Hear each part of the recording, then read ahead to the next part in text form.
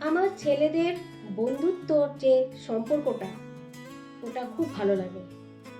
ওদের বন্ধুত্বের মধ্যে কোনো স্বার্থ থাকে না, ওদের বন্ধুত্বের মধ্যে কোনো জেলাসি থাকে না। শুধুমাত্র বিশ্বাস, বন্ধুত্ব আর কি বলবো, সোলওয়ালা ভালোবাসা থাকে ওদের মধ্যে। আত্মা লুকিয়ে থাকে ওদের এক একজনের উপরে।